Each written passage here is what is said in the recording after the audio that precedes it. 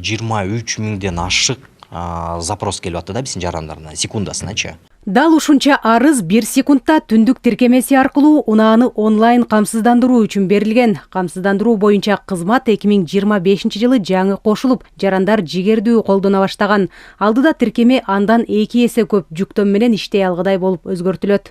50 миң киши кирип, бир учурда, 1 секундада бир кызмат менен колдонсо, уюлдук тиркеме иштей бериш керек ийгиликтүү. Ошондой план коюп атабыз. Жана күнүнө биздики азыр 160 миң киши колдонот да. Бул секундасына эмес, бул күнүнө, суткасына. Бирок биздин жарандар көбүнчө ушул санарбиттеги документтер менен колдонуш үчүн көп ачышат.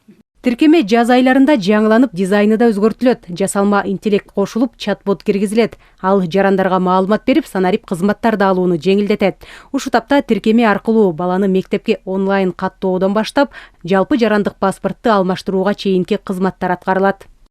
Түндүк тиркемесин 3 миллион 200 миң жаран колдонот, же калктын 80%-ын камтыган.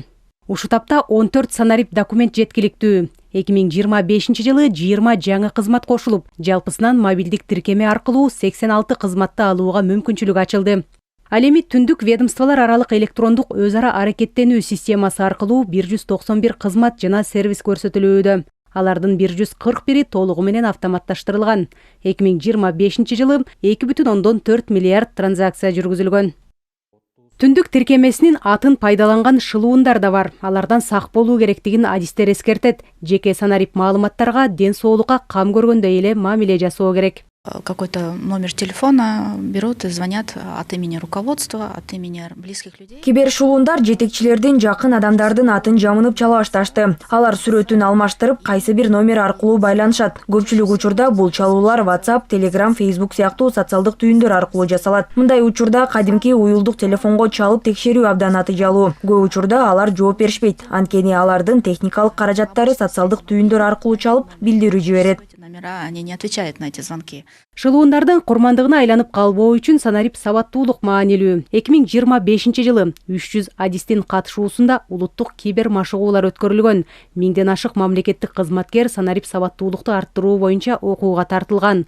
Бул багыттагы иштер жарандар арасында да жүргүзүлүүдө. Сегодня показывает ситуация, что Биз аймактарга барып жарандар менен жолугуп жатабыз. Февралда Баткен, Жалал-Абад, Ош облусунда болдук. Жарандар кантип катталуудан баштап санарип документтерди кантип колдонуу керек, юридикалык күчү барбы, түндүк тиркемесиндеги маалыматтар юридикалык күчкө ээби деген сыяктуу суроолорду берүүдө. Эми Ысык көл, Нарын, Талас облустарына барып Кыргызстанды толук камтуу көздөлүүдө. Анын жыйынтыгы менен калктын санарип сабаттуулугу боюнча баалоо жүргүзүүнү пландап жатабыз. Были вопросы, как правильно авторизоваться. Санариптештирүү убакытты үнөмдөп, бюрократияны жоюуга салым кошот. Санарип трансформация мамлекеттик саясаттын артыкчылыктуу багыттарынын бири.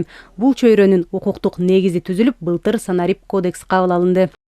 Этот цифровой кодекс был подписан в прошлом году, а вступил в силу. Санарип кодекске былтыр кол коюлуп, быйыл 5 февралда күчүнө кирди.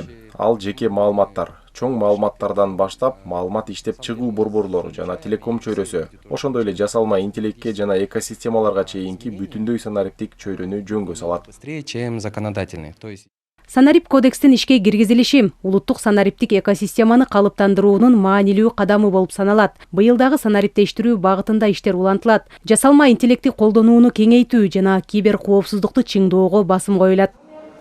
Жазгүл Сейдахматова, Мээринбек Жусупбек уулу, ЛТР, Бишкек.